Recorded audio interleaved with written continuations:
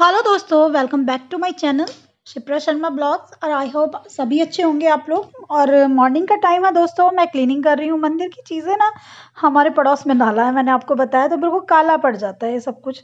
तो रोज़ इसको बड़े अच्छे से चमकाना पड़ता है। और पूजा के बर्तन तो वैसे भी आप रोज़ साफ़ करो तो ठीक रहता है। तो यहाँ पे पीताम्बरी भी बिल्कुल काम नहीं करता। पीताम्बरी में अगर आप लेमन मिला के यूज़ करो तो एकदम साफ़ हो जाता है। मतलब पीताम्बरी से भी थोड़ी देर तक रगड़ना पड़ता है। तो अब कुछ दिनों से मैं तो ये ट्रिक यूज़ कर रही हूँ कि थोड़ा सा लेमन का टुकड़ा ले लेती हूँ और थोड़ी सी पीताम्बरी और उसको रगड़ देती हूँ, तो एकदम मिनटों में साफ़ हो जाता है। और नींबू के टुकड़े से साफ़ करने का फ़ायदा ये रहता है कि आपके हाथ काले नहीं होते, है ना। बिल्कुल साफ़ कर देता है वो आपके हाथों को। अभी मैं मंदिर के पास में पोछा लगा रही हूँ, इधर क्लीनिंग कर रही हूँ, क्योंकि मेरी जो सफाई वाली है ना यार, वो सफाई करके चली गई। लेकिन वो आज इतनी स्पीड में सफाई करके गई, मैं मॉर्निंग में सब्जियां लेने चली गई थी और इतना मैं आई, आप मतलब यकीन नहीं करोगे, 15 मिनट्स के अंदर मैं आ गई जल्दी जल्दी, कि मुझे पूजा भी करनी है। और इतनी देर में उसने बाहर की क्लीनिंग भी कर रखी थी, अंदर का आधा पोछा भी कर रखा था। तो मैं आके चौंक गई, मैंने कहा तुमने इतनी जल्दी जल्दी कैसे कर दिया सब कुछ। तो वो कैसे काम करके गई वो तो आप भी आइडिया लगा सकते हो। और यहाँ पे मंदिर के पास में मैं उसको कहती हूँ कि छोड़ दिया करो, चाहे तो मैं खुद साफ़ कर लूँगी।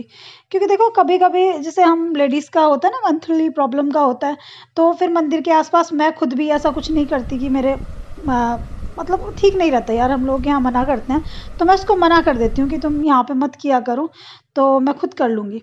तो मुझे ऐसे ठीक लगता है ना। मतलब तुम ऐसे अशुद्ध अवस्था में मंदिर के आसपास सफाई करो तो ठीक नहीं रहता, पाप चढ़ता है। मैं ऐसा सोचती हूँ। तो मैं बस यहाँ पे टीवी यूनिट भी साफ़ कर दूँगी और टेबल पे भी काफ़ी सारी चीज़ें फैली पड़ी हैं, वो सब क्लीन कर दूँगी। क्योंकि मेरे को कोई आइडिया नहीं था मेरे पीछे से वो आ जाएगी, तो वो जल्दी जल्दी करके चली गई। तो चलो कोई नहीं, ये चीज़ें अब हटा देती हूँ। तो मॉर्निंग में जल्दी काम वाली के आने का ये गड़बड़ रहता है। तो बस अपनी टेबल वगैरह साफ़ कर दूँगी। और मॉर्निंग का बहुत ज़्यादा टाइम नहीं हो रहा, आप समझो 7:30 हो रहे होंगे। क्योंकि मेरी जो पोछा लगाने वाली है ना, वो लड़का आता है वो 6:15 पे, मतलब 6:15 बजे वो सुबह आ जाता है। मतलब कभी कभी तो ऐसे होता है कि मेरी आँख खुली होती है, मैं उठ के बैठी होती हूँ और वो आ जाता है। तो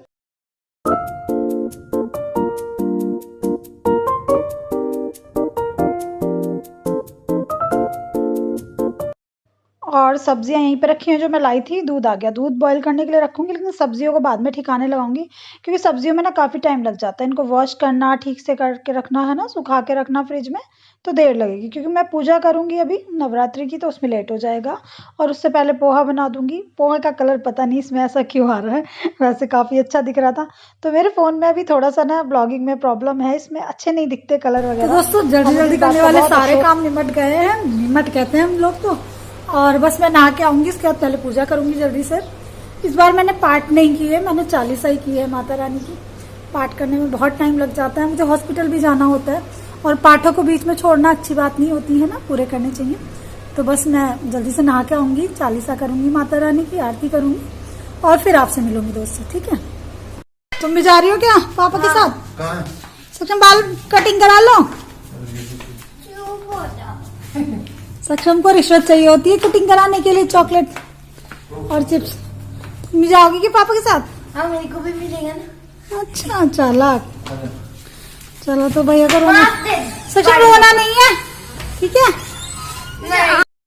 और सक्षम गया पापा के साथ कटिंग कराने। सक्षम जब कटिंग कराने जाता है ना दोस्तों, तो उसका बहुत नाटक है। अब तो थोड़ा सा कम हो गया। इधर घी पक रहा है, पूजा हो गई, नाश्ता। हाँ बेटा कुछ बोल रहे हो? नहीं। तो सक्षम का बहुत नाटक रहता है कटिंग कराने में। और मुझे याद है भाई, श्रीजा भी इतना रोती थी। एक बार की बात आपको बताती हूँ। एक बार ना हम लोग रामराज गए हुए थे। रामराज मतलब ससुराल में, घर हमारे। तो जब हमने घर गए ना, तो इसके बाल थोड़े से बढ़ रहे थे, ज्यादा भी थोड़े से बढ़ रहे थे। तो दादी दादा को बहुत लाड प्यार आता है ना बच्चों पे। तो सक्षम की दादाजी कहने लगे, अरे सक्षम के तो बाल बढ़ रहे हैं। तो उन्होंने कहा मैं कटिंग करा लेता हूँ इसकी, और वो नाई को बुला लाए, ठीक है। और जब इसकी कटिंग कराई, इतना रोया इतना रोया, इसने अपनी रो रो के हालत बिगाड़ ली वहां पे। तो अब जब भी मैं वहां जाती हूँ ना, तो इसके दादाजी कहते हैं कि सक्षम की कटिंग नहीं कराऊंगा कभी भी। और दादी भी कहती हैं अम्मा कि नहीं भाई, इसकी कटिंग नहीं करानी। तो ये होता है। और पता नहीं बच्चों को कटिंग कराने में रोना क्यों आता है। तो थोड़े से बड़े हो जाते हैं तो फिर तो ठीक हो जाता है। और बच्चे गए हैं अपने काम पे, मैं लग जाती हूँ अपने काम पे। अभी मैंने रूम की बेडशीट चेंज की है और उनको वॉशिंग पे लगाया है। और ये वाली बेडशीट ना इस बार कई दिन से पड़ी है, इसको हो होंगे 10-12 दिन लगभग, ये यूज नहीं होती। दूसरा मैं सोचूं कि अभी बदल दूंगी, मतलब थोड़ा सा रहता ही है, फिर पता है बेडशीट को सुखाने का बड़ा हो जाता है। तो यहाँ की बेडशीट चेंज कर दी थी दोनों, ये वो वाली मैं कल चेंज करूंगी क्योंकि मशीन फुल हो गई, मशीन में इतने कपड़े नहीं आएंगे और ऊपर मैं बार बार कपड़े सुखाने जाऊंगी वो लेके, वो मैं करती नहीं। कपड़े वॉश हो रहे हैं, डेली यूज के कपड़े इतने हो जाते हैं, तो मैं कोशिश करती हूँ कि डेली के कपड़े डेली वॉश कर दूँ। और मुझे दिवाली की सफाई की टेंशन हो रही है अब दोस्तों, क्योंकि हर बार ऐसा होता था कि इस टाइम से मेरी दिवाली की क्लीनिंग में शुरू कर देती थी, छोटी छोटी चीजें मतलब क्लीन करना शुरू कर देती थी। तो मैं सोचूं कि नवरात्रों से स्टार्ट कर दो ना तो ठीक रहता है। मतलब ऐसे क्लीनिंग का मतलब जो इंटरनल एरियाज हैं, जैसे कि घर की पहले ड्रॉर्स, मैं सबसे पहले ड्रॉर्स से क्लीन करना शुरू करती हूँ दिवाली क्लीनिंग। जितनी भी ड्रॉर्स हैं पहले वो क्लीन करती हूँ, तो उनमें बहुत कबाड़ निकलता है। चाहे आप वैसे भी मंथली क्लीनिंग करते हो, लेकिन दिवाली पे ना हमें लगता है ये वेस्ट है, ये निकाल दो। मतलब हर कोई कोशिश करता है कि एक्स्ट्रा कबाड़ अपने घर का निकाल ही दें। तो मैं सोचूं आज 1-2 ड्रॉर क्लीन करती हूँ, लगा देती हूँ, और इसी तरह से होगा इस बार। तो ये पर्दे वर्दे सब धुलने हैं। अब मुझे इस बार ज्यादा चिंता हो रही है कि इस बार सफाई का काम कैसे कैसे होगा। तो मैं हस्बैंड से यही कही थी कि यार इस बार दिवाली की सफाई कैसे करेंगे। तो कह रहे देखो किसी को पकड़ के लाएंगे, कोई करेगा हेल्प, क्योंकि ऊपर चढ़ना उतारना इतना कुछ तो नहीं कर सकते। थोड़ा सा हस्बैंड को भी डस्ट से बचना है, डस्ट से इन्फेक्शन का खतरा रहता है, तो उनको तो बिल्कुल भी किसी काम में लगा ही नहीं सकते इस बार। बस यही। तो मैं सोची चलो कोई एक ड्रॉर ले लेती हूँ, उसकी क्लीनिंग करती हूँ। टेबल से ही शुरुआत करती हूँ। ये जो मेरी टेबल है इसमें इतनी डस्ट भर रही होगी, और इसका जो एक कवर है ये भी बिल्कुल खराब हो रहा है, फटा पड़ा है। तो दिवाली पे छोटी मोटी जो भी घर की चीजें लाऊंगी तभी लाऊंगी। इस बार बहुत ज्यादा शॉपिंग नहीं करूंगी, बहुत हाथ कंट्रोल करके करना पड़ेगा सब कुछ, लेकिन चलिए कोई बात नहीं, पिछली बार से तो बेटर है ना। पिछली बार दिवाली के टाइम भी मेरे हस्बैंड डायलिसिस पे जा रहे थे, वो इतना परेशान थे, घर में सब कुछ बन रहा था खाना, वो कुछ भी नहीं खा रहे थे। वो चीज बहुत दुखी करती है। और ये किचन का ये पीछे वाला एरिया, उसकी क्लीनिंग कैसे होगी, क्योंकि मैं मंथली बेसिस पे किचन की क्लीनिंग करती रहती हूँ। कुछ भी करूंगी उससे पहले घी जरूर पका लूंगी ना। अगर मैंने घी रखा छोड़ दिया और कुछ क्लीनिंग करने लग गई तो मुझे पता है मैं उसको जला दूंगी। ऐसे हो जाता है, मतलब आप भूल जाते हो, काम में बिजी हो जाते हो। तो पहले इसको खड़े होकर पकाती हूँ, फिर कोई एक ड्रॉर देखती हूँ कौन सी करती हूँ, क्लीन करना शुरू करती हूँ।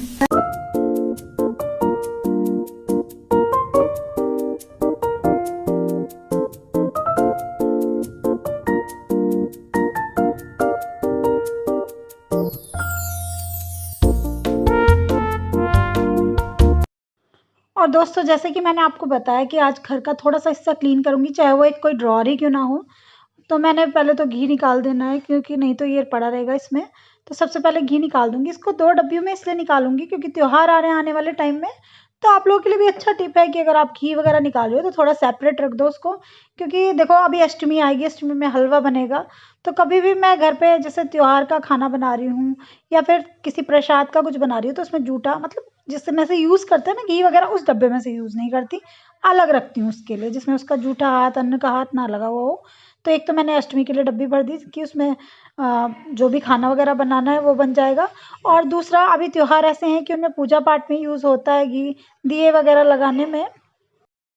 और अभी ये जो मैंने घी पकाया है उसके नीचे जो मावा सा निकलता है ना दोस्तों, तो उसमें 2 चम्मच शुगर डाल के मैं उसको भून दूंगी अच्छे से।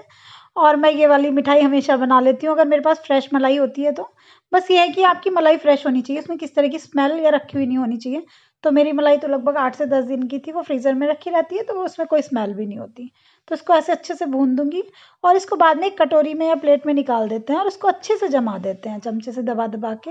और बाद में आप इसको कट करो ना, बिल्कुल पीसेज में निकल जाती है और ऐसा लगता है कि आपने कोई मार्केट से लाके मिठाई खा ली, क्योंकि मेरे घर पे सबको मीठा खाने का शौक है और ये लगता भी बहुत अच्छा है। अगर आप लोगों के पास फ्रेश मलाई के नीचे का ये बचा हुआ रहता है ना घी निकालने के बाद, तो आप लोग भी ट्राई करना, बहुत टेस्टी बनता है, बहुत अच्छा लगता है। और इसके बाद मैं थोड़ी सी दाल भिगो लूंगी लंच के लिए। मैं बनाऊंगी मिक्स दाल, मिस्सी दाल बोलती हूँ मैं, मिक्स दाल नहीं बोलती इसको। चने की दाल और काली दाल मिला के मिस्सी दाल बनाऊंगी और कुछ आटा लगा के रख दूंगी और कुछ राइस भिगो के रख दूंगी। और जब मुझे लंच बनाना होगा तो सब चीज़ें रेडी रहेंगी। इस दाल को मैं थोड़ी देर भिगो के रखूंगी और उसके बाद में बॉईल करूंगी, तो वो ठीक रहता है। मैं हमेशा ऐसे ही करती हूँ।